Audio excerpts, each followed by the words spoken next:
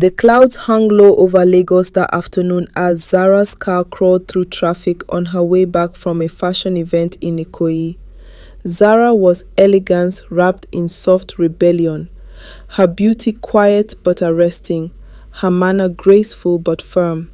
The only child of Chief Adebayo, one of the most influential real estate moguls in Nigeria, she lived in abundance, luxury cars, a private chef, destination weekends. But with all that came her father's growing obsession, marrying her off to Tunde, the arrogant son of a fellow billionaire. Tunde was everything she disliked in a man, loud, entitled, and constantly making snide remarks about people he considered below standard. Yet her father continued to push, calling it a strategic family alignment. She called it nonsense. "I am not your business merger, Daddy," she'd snapped during one of their countless arguments. "You'll regret throwing away such a good opportunity." He thundered back, "Tunde is from a good home. Money is not a good home. Character is," she fired, storming out.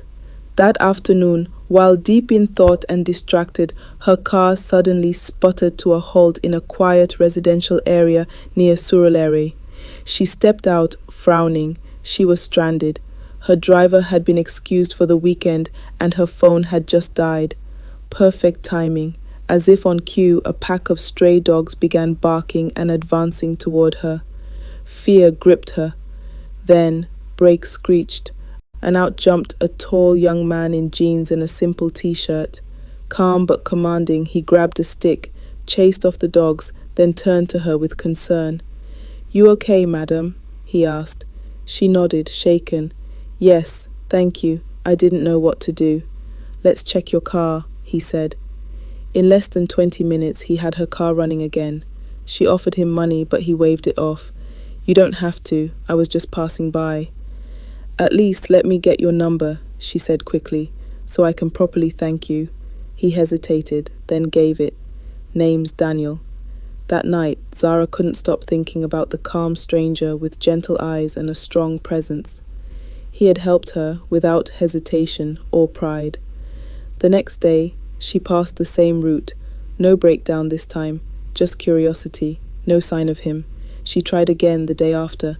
A week later, her persistence was rewarded. He walked out of a store with a bottle of water and plantain chips. She lit up. "Daniel!" He blinked, surprised. "You came back?" "Of course. You helped me. I haven't forgotten." From that day, they began talking, first casual, then more frequently. He was funny, brilliant, and surprisingly well-informed about business, tech, and life. Zara was drawn in by his humility and emotional intelligence. "I thought you were just some random guy on the street," she teased one day. "I get that a lot," he smiled. When she told her father she had met someone she was serious about, he barely looked up. "What does he do? Who is his father?" "His name is Daniel," she said. Chief Adebayo scoffed. "Daniel what? A mechanic? A teacher? Zara, I won't allow you destroy your legacy for an unknown boy from the street. He saved me when no one else was around. He didn't care who I was, and he's kind. That's worth more than all your money." Her father eventually agreed to meet him, reluctantly. When Daniel arrived at the mansion in Lekki Phase 1, he wore a clean button-down and jeans. Her father looked him up and down, unimpressed. "So, what exactly do you do, young man?" the chief asked coldly. "I'm work in the technology sector," Daniel replied calmly. "Which company?" "I work as a freelancer," he said, without elaborating. Her father laughed. "How ambitious." Zara wanted to crawl into the floor. Daniel simply smiled. A week later, Zara invited Daniel to a high-profile investors event, mostly to enjoy a night out, but also to show her world to him.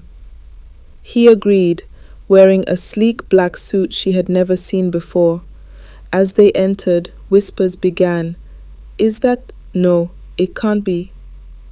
Chief Adebayo was already there with Tunde, who wore his designer suit like a badge of arrogance.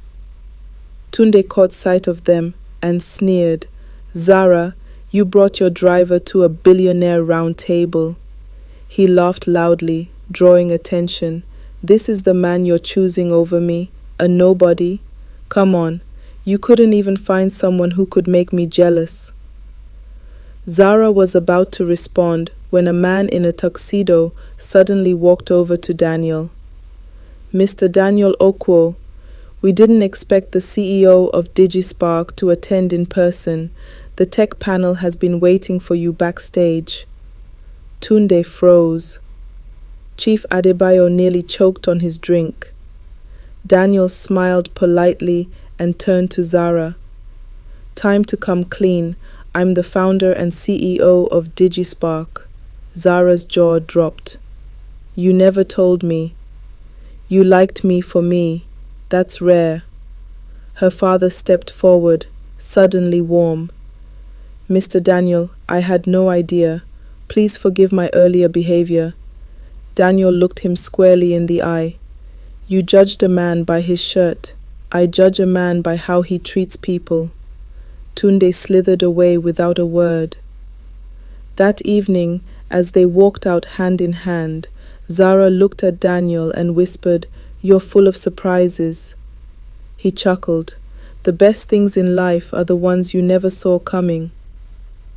As the soft hum of the event faded behind them, Daniel and Zara stepped out into the night air. The glow of the outdoor chandelier lights reflected off his sleek black shoes, but Zara was lost in thought, still stunned by the revelation. You're the CEO of DigiSpark," she whispered again, almost to herself.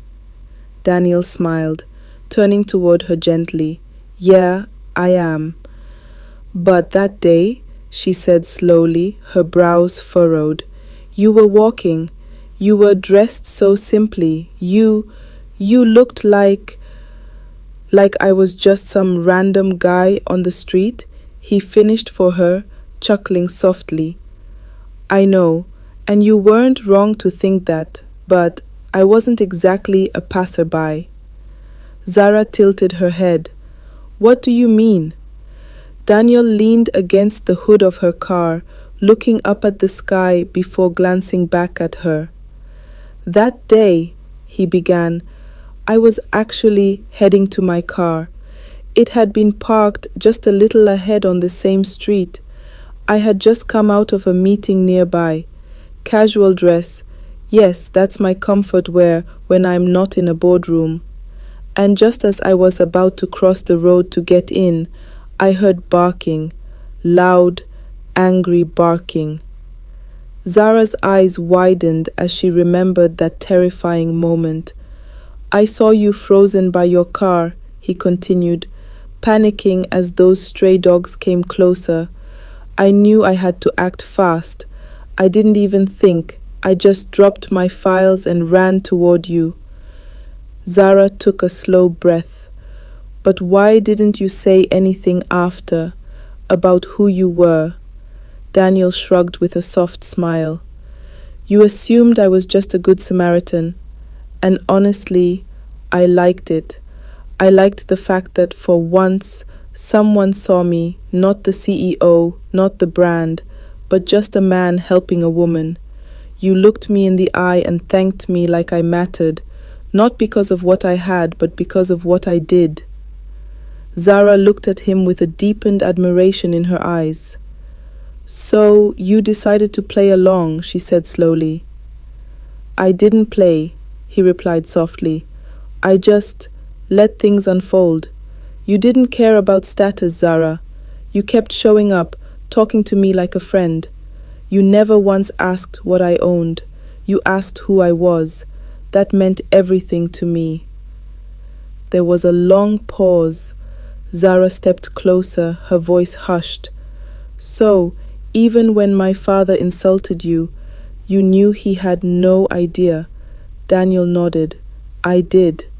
And part of me wanted to put him in his place. but a bigger part of me wanted to prove that kindness and patience go further than pride. I wanted you to know that I valued you, even if your father didn't value me. A tear shimmered in Zara's eye, but she blinked it away quickly.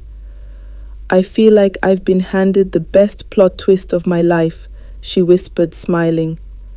Daniel laughed lightly, and the story is just beginning.